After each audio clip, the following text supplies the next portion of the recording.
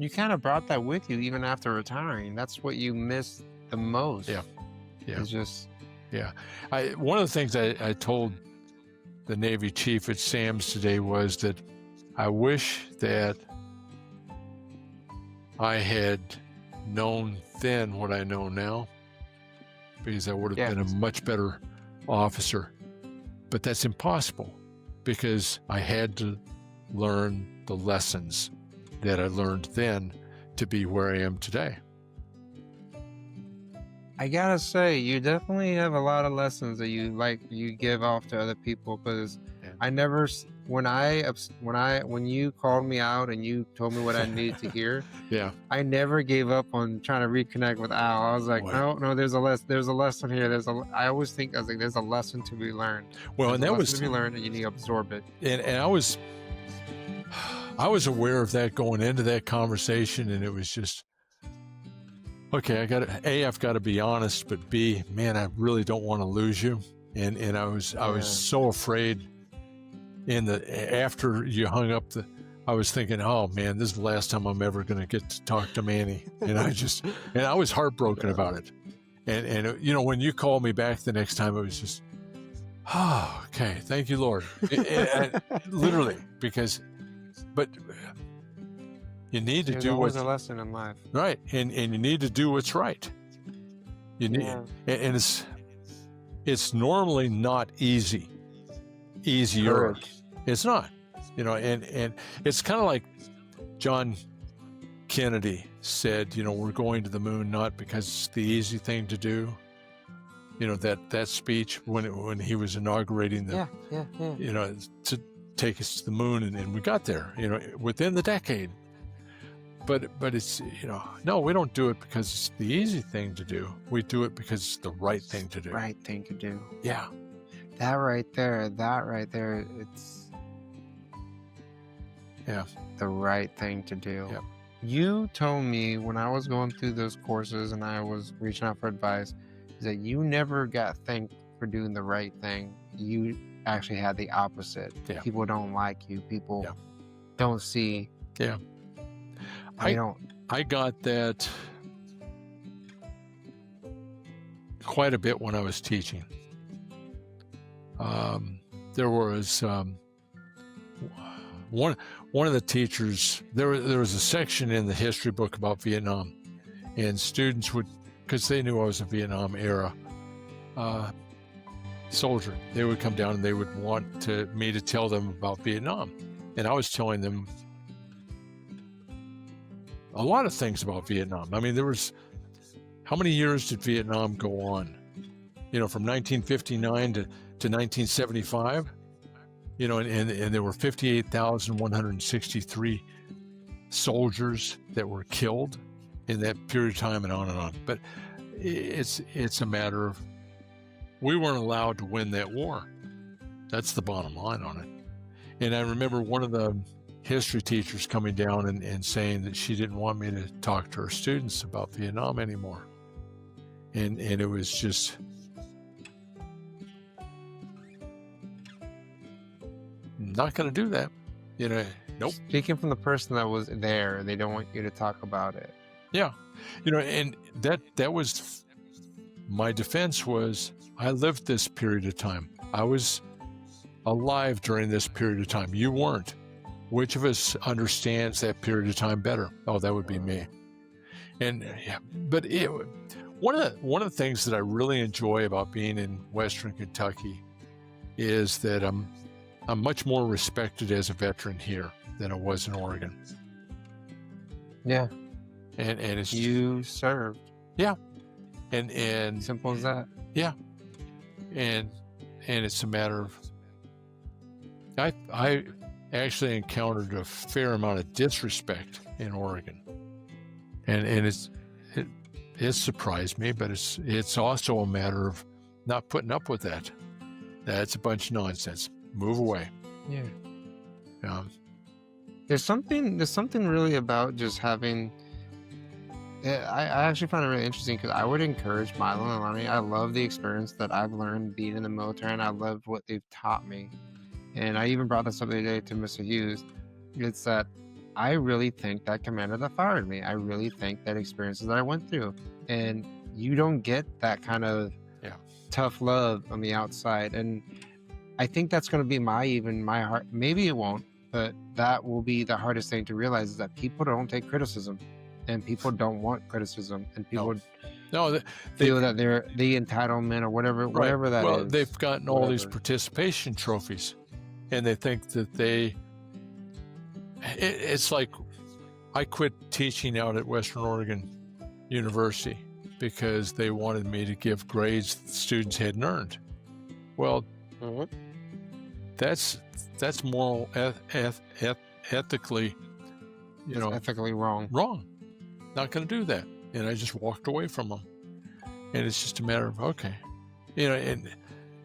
but there's a whole generation plus of students that have had seat time, but they haven't learned a darn thing, going through high school and even college.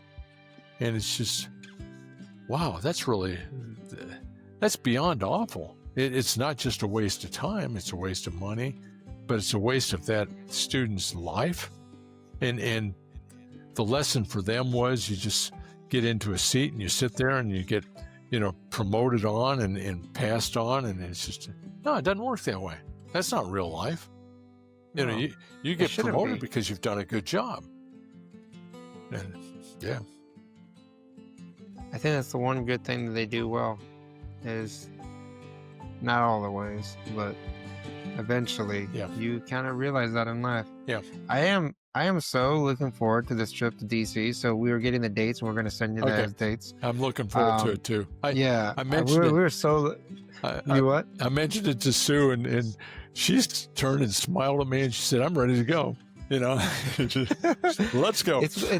I'm so ready for just a smaller, less abrasive, less amount of people, just a more enjoyment and like relaxed kind of.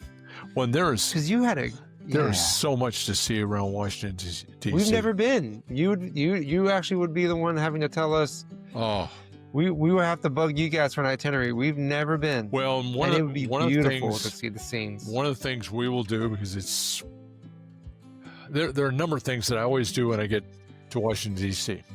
The Lincoln Memorial, the Vietnam Memorial, the Washington Monument, and the Mall. And then up the hill to Arlington Cemetery. Okay, that's my... We're all game. And that's... None of that is sightseeing.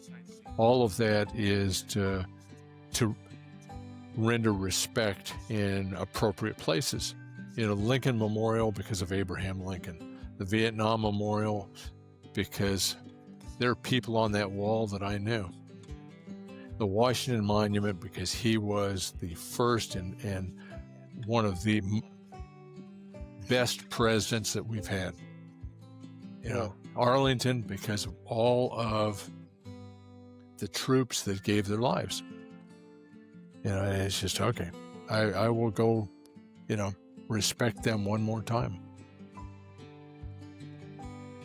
I would love that. Yeah, but there's a whole, Sue will be providing us a list of places, and we'll actually figure out tours that we can get on so we don't have to drive and that sort of thing, because that makes it a lot easier. Driving, at least in the past, I don't know what it's like nowadays, but driving in Washington, D.C. is no fun. I would not pass. I gotta say, it's been actually kind of a blessing to reconnect with you guys, because that right there is the key to life. I feel like is just enjoying the beauty and the respect around us. And I think I finally learned that value from you. So if there's anything I want to take away, it's like, thank you. What do you want to be remembered as? Like at this point of your life? When I introduce myself to people, I don't mention being a veteran. I will say I'm a retired teacher. That's what I want to be remembered for. And I taught high school math for 7 years was all, but it was a fabulous time. I I had the most wonderful people, around me, not just in my classroom. I'd bump into them in the hallway and stuff like that. And it was just a fabulous time for me. It really was. I did not realize how much it would change me to get up in front of a classroom. I really didn't. It surprised me. And it was You weren't even getting paid that. You weren't getting the pay's not there. It's not the pay. The pay stinks. But there are things that are more important than pay. The folks that are griping about having to work and not getting paid for it, I understand that. You got to put food on the table and that sort of thing. But yeah, at the same time, it's just, okay, are you committed to the duty that you have to your country? Because if you're not, you're in the wrong place. You need to get the heck out. It is. I love that. It is that simple. It's like I've been a member of USAA. Longer than I've been married to Sue, so a long time. No way. Yeah, I joined. You've been with USA longer than you've been with Sue? Yeah, I joined USAA in 1972, and we didn't get married until 74. But hey, baby, and one of the Al's been with USAA longer than she just got home. Hey. Longer than he's been with Sue. Yeah, so. And they've said that they will give no interest loans to members, to keep them so that they can go out and buy food for their families and sort of. And it's one of those. Okay, I'll take a hit on whatever dividend or whatever. I'm happy about that. I would rather have that money go to a service member who needs the money so they can stay where they are, do the good job that they're doing, and be able to feed their families. Okay, I'm good there. But I applaud USAA for doing it, because that's the right thing to do. Yeah, you're right. Actually, that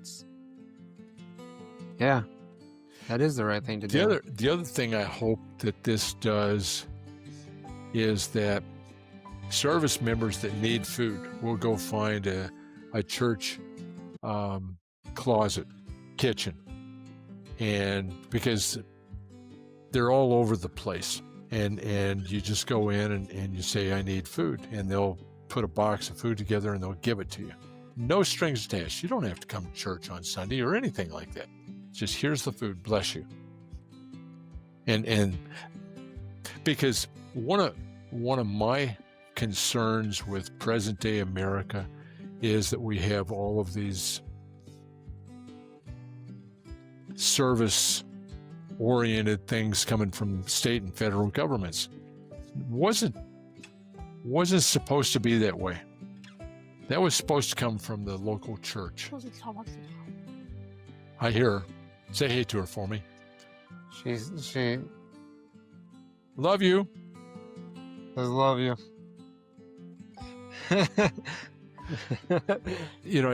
That's one of my concerns with it, because the church is supposed to be providing that kind of support for the community members. Mm-hmm. And it nowhere in the Constitution does it says, we need to be providing SNAP benefits or any of this. And it's, and I agree with Ben Carson. What's the purpose of that kind of program? And the purpose of that kind of program is to support someone until they can get off of it. This is not supposed to be. I've seen a lot of videos of people that are generational. They're the third or fourth generation that's been on food stamps. No. It wasn't supposed. Insane. Oh, it's awful. Because you look at the self-concept that someone that says something like that has is they're looking for a handout. They're looking for something for doing nothing. That's unbiblical. It literally says in the Bible, you don't work, you don't eat. It's just that I call that the Captain John Smith, lesson. And it just, you need to be you need to always be moving forward and working. You do. They were laughing at me at Home Depot today because I'm down picking up cinder blocks for something I'm building out back. And one of the ladies knows me real well, and she said, "You're working harder now than you did when you were teaching at CCA." And I go, "Yeah, I'm working considerably harder." And she said, "Why?" I said, "Because I have the opportunity to. I want to. And I want to continue work." And it's just, and that's with many people, that's lost. They want to take the easy street, and it's just, no. I don't want the easy street. And I wouldn't know it if I walked down it. It's just, nah. Give me. That would feel weird for you. It would. And it's one of those, I'm up for the challenge. And I hope that one of the things that I've instilled is that we need to be ready for the next challenge. We do.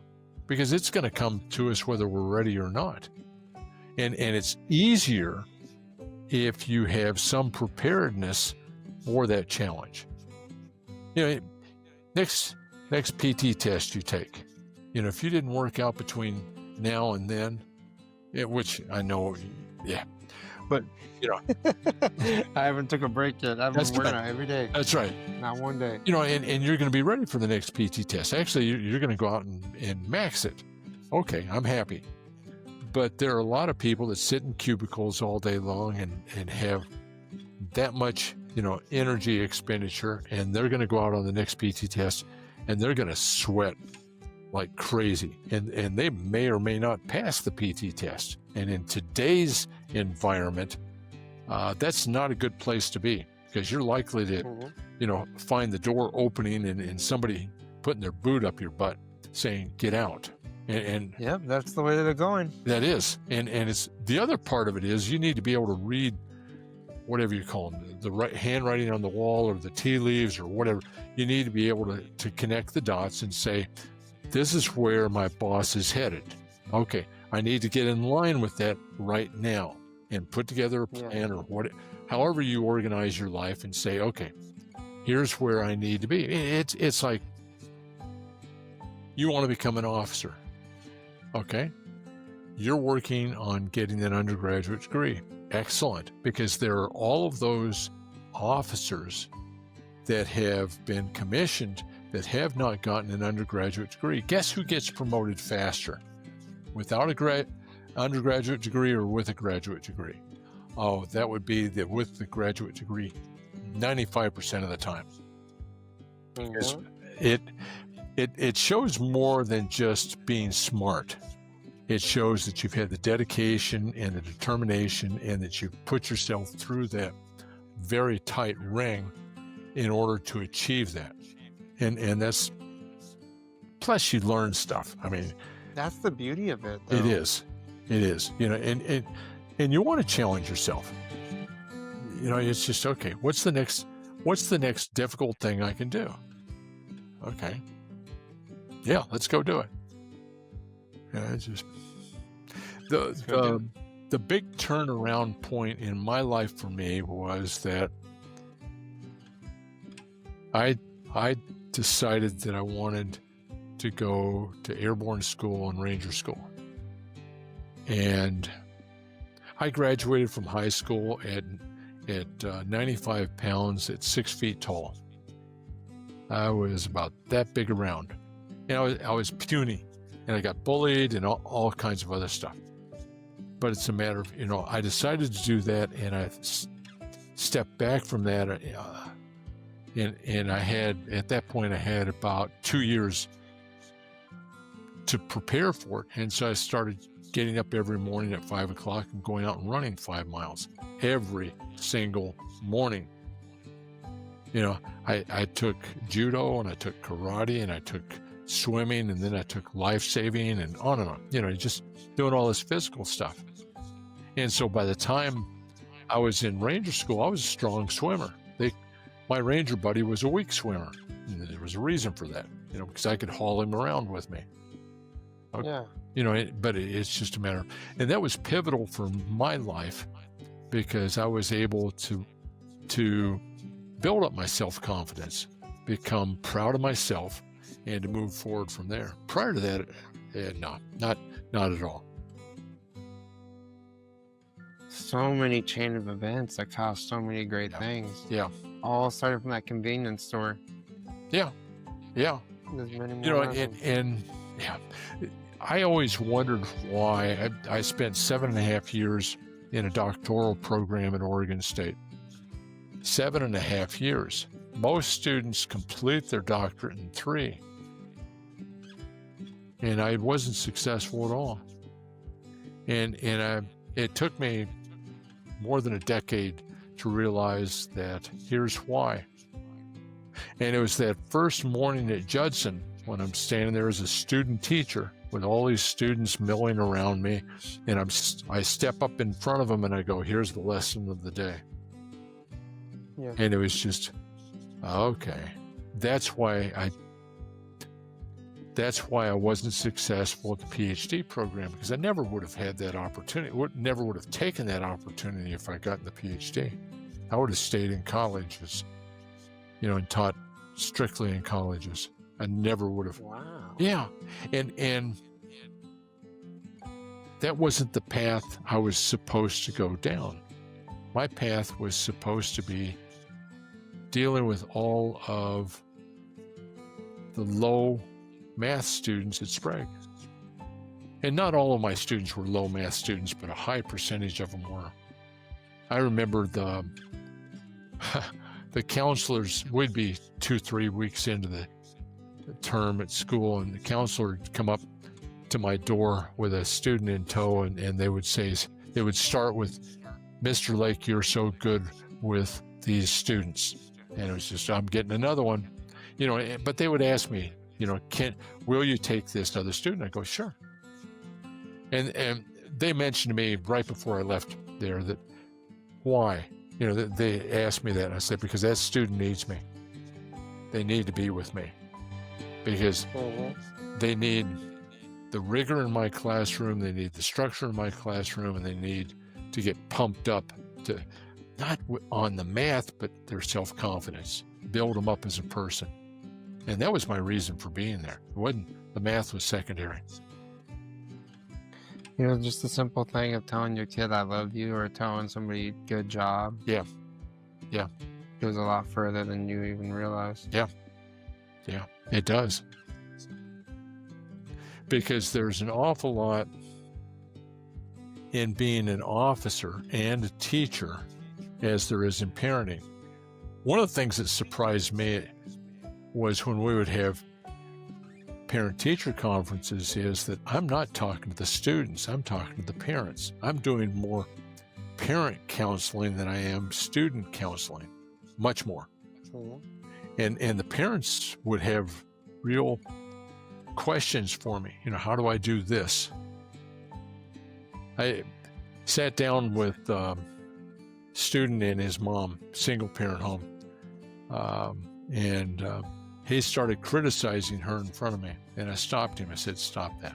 And he did. And so we went through the parent-teacher counseling session, and the student gets up and he's off playing with his friends, and she turns to me and she said, how did you do that? And I'm thinking, holy cow, you haven't figured this out yet? And I didn't say that, but it's just, okay, here's how you start, because you need to set the parameters for your child. You need to direct your child. You need to teach your child. You need to discipline your child. The 1, 2, 3. Yeah. And it's easy. Obviously, it's easier said than done, but okay. Yeah. But it's the difficult thing to do, but it's the right thing to do. Yeah. And the reward is you get to see that child grow up to be a good person. Students would come up to me and they would say, what should I do with my life? And my response was, be a good person. And they go, no. Should I become an astrophysicist or a doctor? I don't know. I've never been either of the two, but it was also a matter of, it's not my choice, it's your choice. Yeah. But You start with being a good person. that's right, Some because things. that's the baseline. I find that so interesting because I'm not even constraining myself to my degree plan. I'm Yeah. outsourcing from it. Yeah. But I told somebody the other day, I was like, the first step is to get started. Yeah. Because that's the hardest step. It is. And then after that, let it just Yep. course its natural way. Yep.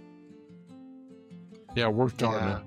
on an MBA at Boise State when we were living there in Boise, and got, I don't know, half, 2/3 of the way through it, doing night classes, and got pretty burned up on it, but that's a whole nother story. But it was amazing what I did learn, because I had an emphasis in accounting, and I learned all this accounting stuff, and it was just, oh, that makes sense now. Okay. And even now when I'm doing my taxes, it's, that's why we need to do that. Okay. Yeah. Oh, man. Yeah. It's so funny, Al, because I feel like, I guess, I feel like there's this torch you're holding, and it's a figurative. Yeah. But you were given this torch by God. You're given this torch to carry on His word, or carry on. Yeah. And everybody has this torch in a way, but you really shine that torch because it is your duty to make other people feel good. Yeah. And Exactly. I feel like that torch is what needs to be handed off to everybody, and they need to realize that everybody has a torch. Yeah. You have a purpose and or mission in life. And what you need to do is first determine what that is. What God-given talents do you have? What is your purpose for being here on this planet at this time? And then you go, oh, okay, how can I do this as well as I possibly can? Because it's a privilege to be given. It's a privilege to be able to speak into the lives of your students. It's just to see the lights come on in a student. They understand how to solve something, or they understand how to articulate something, or just whatever. And it's just, wow, okay, that's wonderful. And that was the neat part of it for me when I was teaching. Yeah. It was just when the lights would come on, and I knew it. Okay, we're good here. Excellent. Okay. But the other part of it is, a lot of people take themselves way too seriously, and it's just, let's have some fun. There are a lot of really good people in this world. I want to meet them. I want to talk to them, if only for a minute or two. Okay. And just, yeah. And my one wish in life is that when I die, there's one person that I impacted that will cry for me. Just one. That's, it's a low barrier, but it's one of those, okay. And if that's how it turns out, then I'll be happy, because I was able to impact one person's life, and okay, I'm good now. Because that's fulfilling. Yeah. I remember back when I was in high school, when I first started programming. Later, I've learned that's called software engineering, but that's, yeah. And I thought, I want to become a programmer, and I want to make $1 million. Okay. I did that. Who cares? I mean, money's just a tool. Yeah. It is.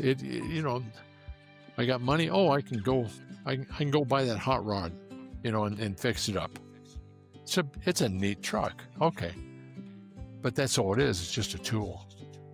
Time is a tool. And the more effective we are in using it, the better off we are.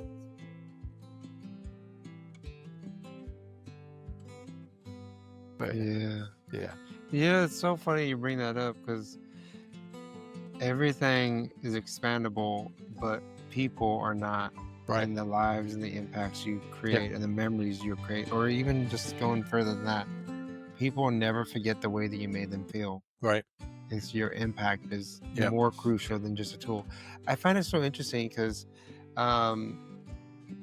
we never want money to be the root of anybody's issue. Right. And money doesn't solve people's issues. No, it It can make actually it makes them better. much worse, because you look at all the corruption there is that is based on money. People have built up millions and billions of dollars, and are they better people for it? Oh, heavens, no. No, they're really awful people. Okay. But, what are they using their money for? Actually, what are they using their God-given talents for? Because that's where your focus is where your talents are. And that's, of course, that's biblical reference to the parable. Yeah. But it's a matter of, what can we do to make life better? Notice I didn't say easier. I said better. Mm-hmm. And I remember one Thanksgiving, we were working at a church there in Salem, and they had, we were going out to people's homes, and we were taking these huge frozen turkeys with us. Yeah. And it was an abysmal failure, because most of the homes that we went to weren't going to be able to fix that turkey. They didn't have the pots, pans. They didn't know how. They didn't have the time, on and on and on. And it was just, okay, that's just, I remember the person that coordinated it. I went back to him. I said, let's not do this again next year. If we're going to take them something, let's take them a turkey meal. Turkey, mashed potatoes, gravy, cranberry sauce, whatever. And put it into a clamshell styrofoam container and hand it to them and say, Happy Thanksgiving to you. Because then they'll have a meal. As it is, we're handing out frozen turkey, and my guess is that probably 3/4 of those frozen turkeys went in the trash. I mean, That's sad. 25, 30 pound turkey is not cheap. And it's just like, yeah. But that's also, in a weird way, that's actually going back to what me and Cindy were talking about the other day. It's not so much what you spend to make a holiday great, or the amount it costs is to, the one thing my mom did do really well is she made crispy. Whoops. And she emphasized. You there? Yeah. We just had a blip. Oh, blip. Let's see here. I don't know if it was you or me, but yeah. Oh, well, I don't know either. One thing my mom did very, very well is she would emphasize on she emphasized about the memories you would create. And so I think that's like a big thing, is just create these awesome experiences. Yeah. And then everything else will come naturally. I think that one of the biggest differences between me being the old guy in the school and a lot of the younger teachers was that my perspective on how I dealt with my students was, I was thinking about them 10, 20 years out from now. From that day in the classroom, thinking, how are they going to remember me? Because I didn't want to be their Santa Claus, but I also didn't want to rain on their parade, so hard that I humiliated them. There's a balance to motivating someone, particularly motivating a young male student who has no direction in life. And that's a difficult task to do, and it's okay. It is. How are we going to get this person to build their self-confidence and be able to solve more than just rudimentary basic problems. Because Give them the confidence. yeah, give them the confidence, give them the skill set, train them on the skill set that they're going to need. And then, okay, we can move forward now. We'll build it. It's the educational term is successive approximations. You take one step at a time. And you pat yourself on the back every step. Yes. Yeah. Because you want to be aware of, have I achieved my next goal or have I failed? And if I failed, why did I fail? Oh, okay, there's the lesson learned. Let's go back and we'll start back up the ladder again. And, hopefully your failure won't be at the expense of someone else, someone getting hurt, which as an officer is a real thing. Someone losing, property, their car or whatever, you go out and you're driving DUI or something awful like that. Okay, then how do we continue working our way up the ladder? Yeah. And at the same time, how do we encourage those around us? That I found is much more difficult. Because once you get outside yourself and you start looking at those around you, you go, oh, I've just multiplied my job objective by 1,000. It's much more difficult now.